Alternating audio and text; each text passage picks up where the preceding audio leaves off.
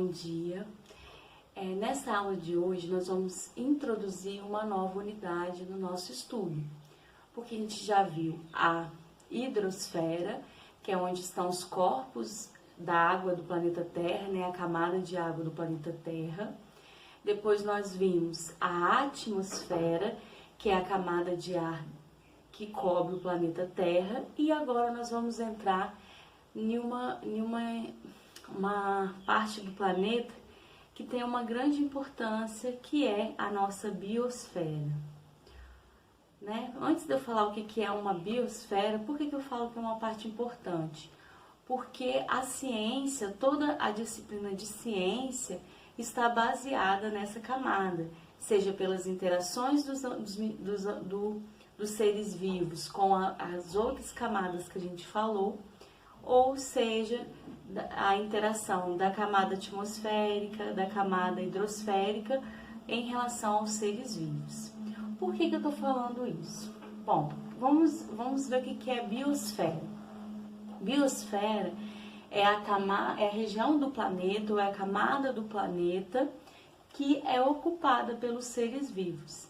Então, ela é uma região muito grande do planeta, porque a gente pode encontrar seres vivos desde os altos da montanha até nas profundezas do oceano, que são chamadas zonas abissais, que são aquelas regiões nas camadas mais profundas do oceano. A gente tem esses seres ali, ó, como mostra na fotografia, que são seres bem diferentes, né? Eles são considerados, né, por muitos pesquisadores na época, quando foram descobertos, como seres até extraterrestres, porque eles são bem diferentes do normal, do que a gente é acostumado a estudar dentro de ciência. Então a gente tem esses seres nas zonas abissais. Então a biosfera é uma camada, é uma região, é uma camada muito grande do planeta. E ela vai incluir, né? E além de se poder encontrar vida, desde, né, das altas montanhas até as zonas abissais, que são as regiões mais profundas do oceano, a gente também pode estar encontrando vida, desde as regiões mais quentes, como por exemplo após uma erupção vulcânica, por exemplo, né, que são regiões quentes, ambientes altamente quentes, ou os desertos, a gente tem vida no deserto, né? E até nas regiões mais frias, como Alasca, Antártida. Então são todas regiões que a gente pode encontrar ser vivo, corresponde à biosfera. Então a biosfera é a camada do planeta onde eu tenho vida, né? Onde eu tenho os seres vivos. Bom, dentro da biosfera, os seres vivos, né, a forma como eles estão distribuídos, se em determinado local eu corro uma espécie porque em outra eu não tenho, está relacionada com a interação que esses seres exercem tanto com o ambiente não vivo, que é chamado dentro de ecologia de ambiente abiótico, que é não vivo, né, desde as interações entre os seres vivos, por exemplo, predação, né, quando o animal ele alimenta-se de outro, isso é um tipo de interação que envolve dois seres vivos. Então são interações com fatores bióticos, né, são fatores vivos. Então dentro da biosfera, os seres vivos estão interagindo entre si, né, e essas interações entre si são chamadas de interações bióticas, biovida, né, e interações com fatores não vivos, como por exemplo nutrientes do solo, no caso de plantas, presença de luz, né, aqueles tipos de rocha, né, que vão proporcionar determinados sais, minerais na água. Então essas interações do não vivo com a vida, né, com o ser vivo, são chamados de fatores abióticos. Então o que a gente tem que entender já no primeiro momento?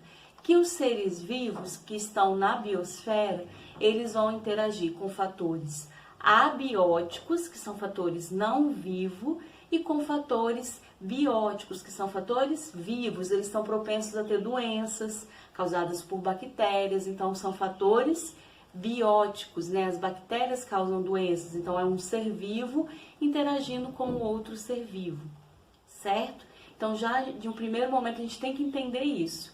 Dentro da biosfera, eu tenho os fatores não vivos, que é tipo de rocha, tipo de solo, presença e ausência de luz, né?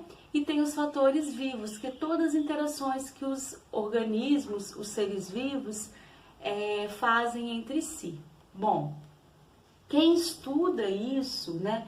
Qual a área da ciência que vai estudar essas interações dos seres vivos que compõem a biosfera com os fatores não vivos e os fatores vivos é a ecologia, né?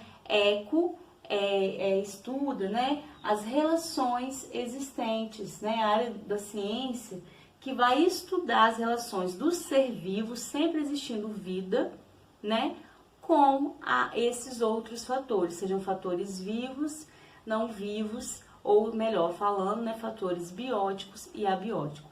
Então, dentro das ciências, da disciplina ciências, a gente tem uma área chamada ecologia, que vai estudar todas essas interações. Por que eu não encontro, por exemplo, por que o mico-leão dourado só acontece no Rio de Janeiro?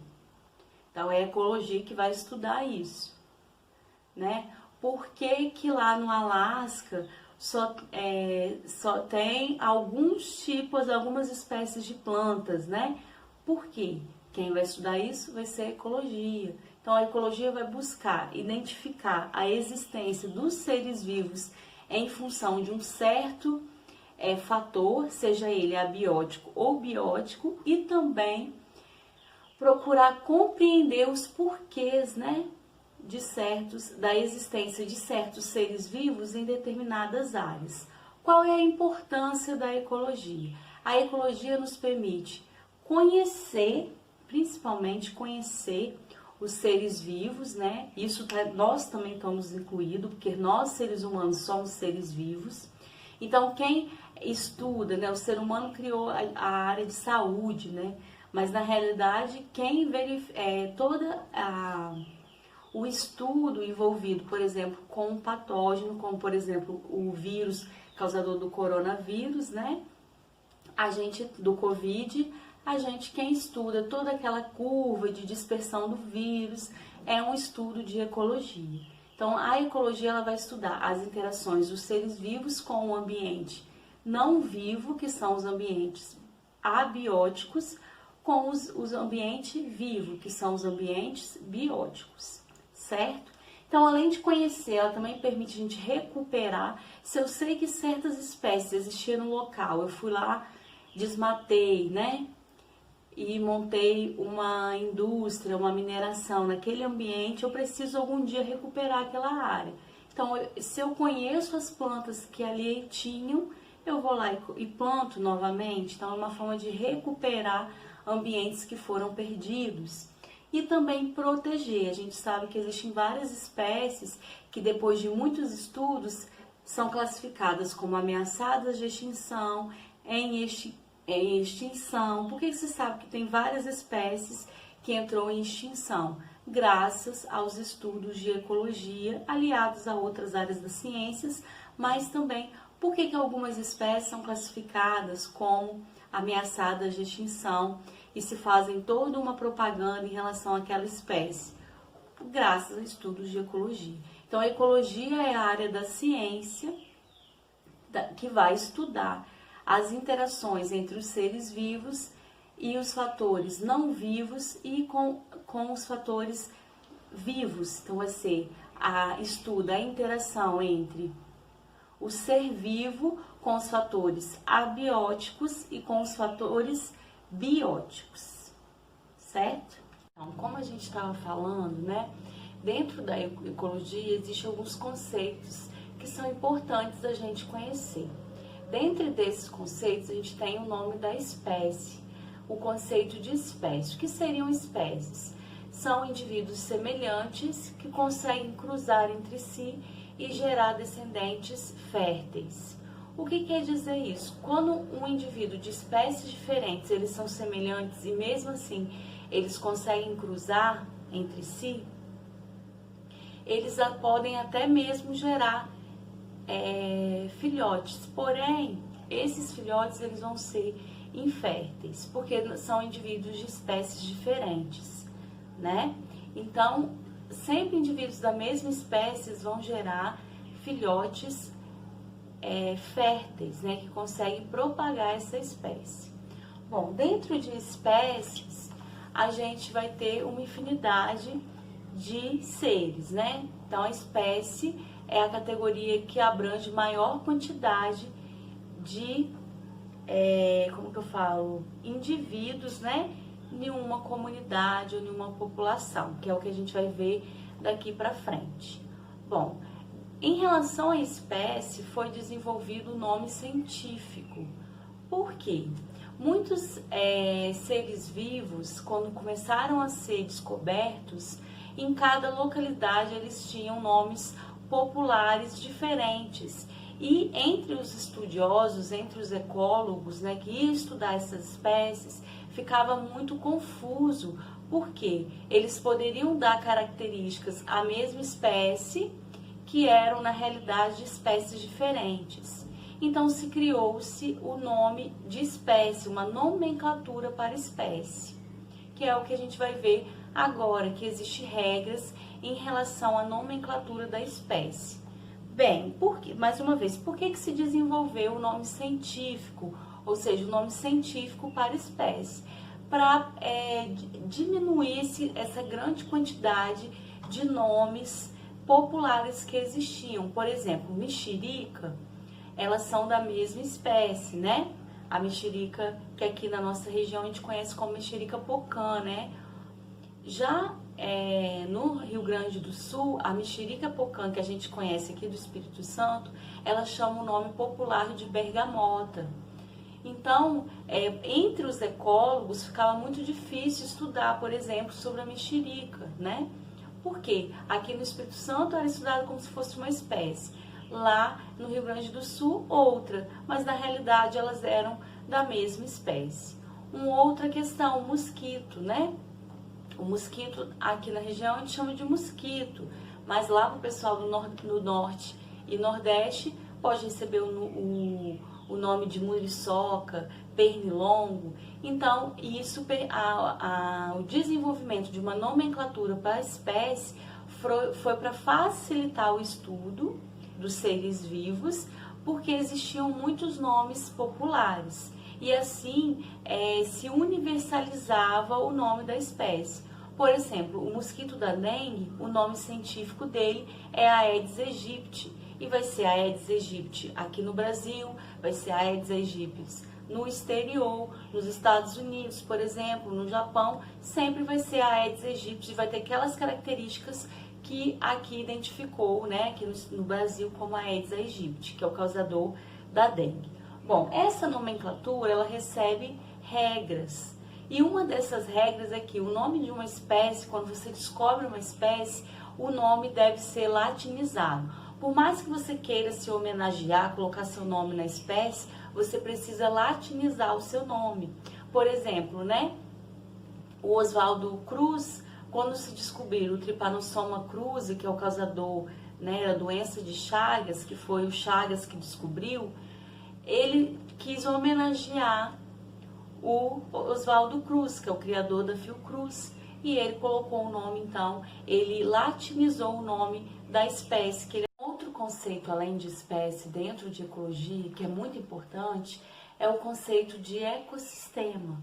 O que seria um ecossistema? O ecossistema é o conjunto de todos os seres vivos que habitam uma determinada área e a interação desses seres vivos com fatores bióticos e fatores abióticos. Como a gente já disse, fatores bióticos são fatores vivos, né? A interação entre espécies, predador, herbivoria, né? O herbívoro se alimenta do outro ser vivo, que é a planta. Isso são fatores bióticos. Fatores abióticos são fatores não vivos. Então, o conjunto de todos os seres vivos que habitam uma determinada região, junto com esses fatores, eu tenho o ecossistema. Por exemplo, um rio. Né? Um rio é um ecossistema, porque eu englobo peixes, eu englobo aves que se alimentam de peixes, eu englobo a temperatura da água, que é fator biótico, eu englobo a profundidade que a água alcança, que também é um fator abiótico, desculpa, a temperatura da água é um fator abiótico. Então, isso é um ecossistema. Um jardim é um ecossistema, porque eu tenho todos os seres vivos aí, plantas, insetos, mamíferos, então todos englobam ali o jardim, né? Eu tenho um jardim, o ratinho que vai ali durante a noite, né? O inseto que se alimenta daquelas flores, borboletas que visitam as flores. E tem os fatores do jardim, que é a entrada de luz, por exemplo, como você irriga, né? A disponibilidade de água, isso são fatores abióticos. Então, quando eu tenho a interação de fatores bióticos junto com os seres vivos, eu tenho um ecossistema. Um lago é um ecossistema. A nossa sala de aula é um ecossistema. Por quê? A gente tem nós, os seres vivos, os micro-organismos, né, bactérias que habitam aquela área, né? A nossa sala de aula é um ecossistema. E os fatores abióticos, que são os fatores não vivos, né? A presença de ventilação, a presença de ar-condicionado, né? Que vai tornar a temperatura da sala mais fria ou mais quente, a presença de janelas que vai permitir a entrada de luz. Então, a nossa sala de aula também é um ecossistema. Então, jardim, rios, dentro da ecologia é considerado um ecossistema. A nossa casa é um ecossistema, né? Eco significa casa, né? É os sistemas de casa. Então, é toda a interação que a gente tem um ecossistema.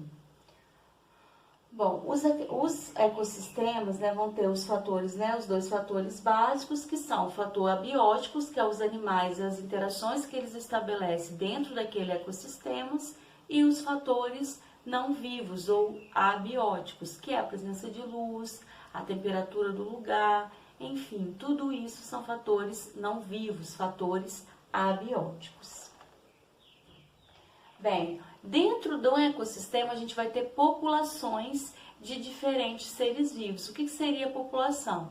É um conjunto de indivíduos da mesma espécie, né, que habita uma determinada área, né? Por exemplo, o jardim, ele vai ter, né,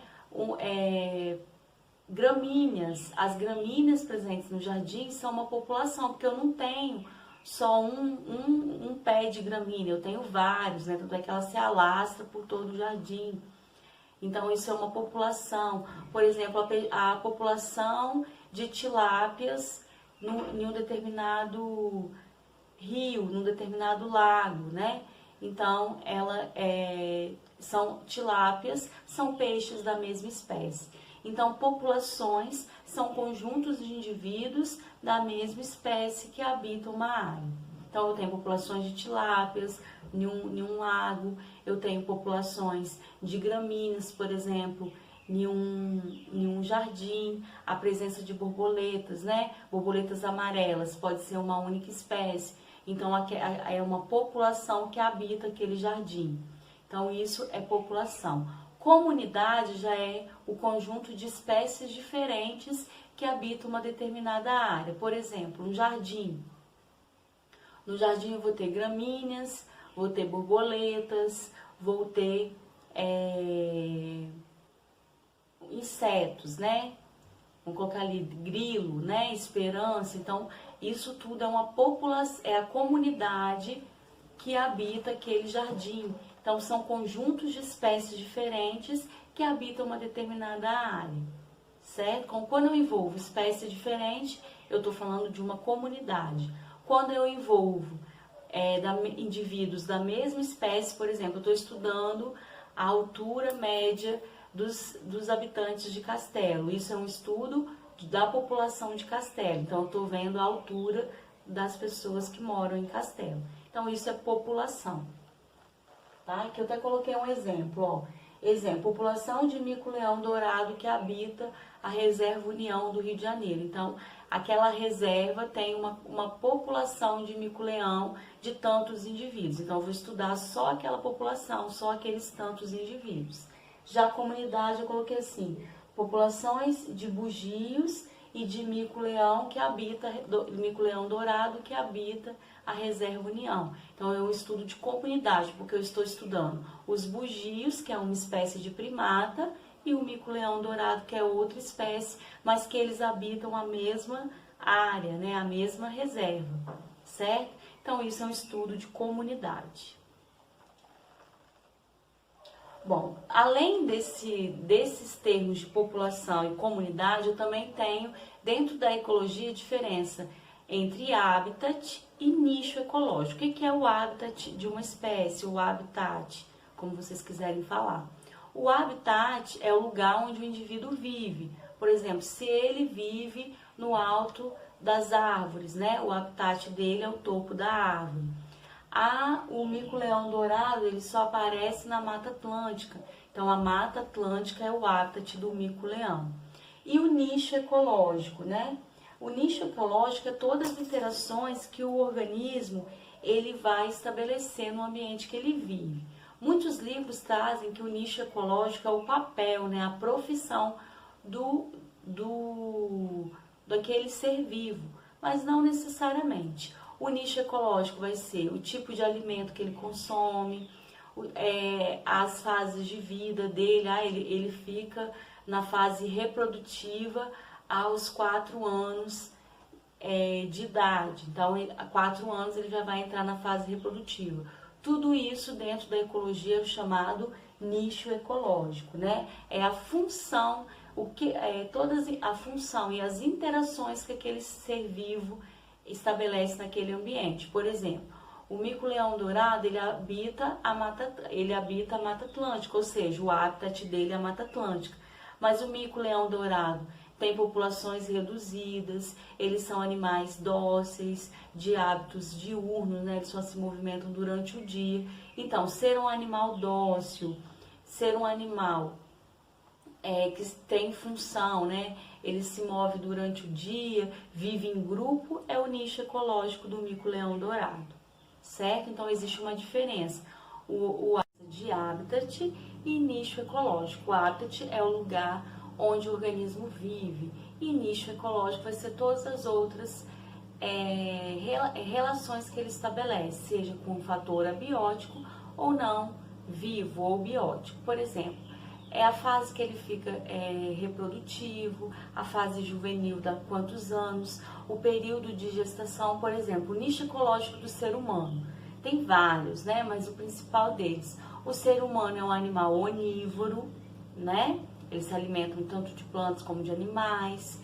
Ele tem 9 meses de gestação, pode ter hábitos diurnos ou noturnos. Então, tudo isso se refere ao nicho ecológico. Bem? Então existe uma diferença. Habitat é o lugar onde o indivíduo, o ser vivo, vive. E nicho é todo o restante de informações relacionadas àquele ser vivo.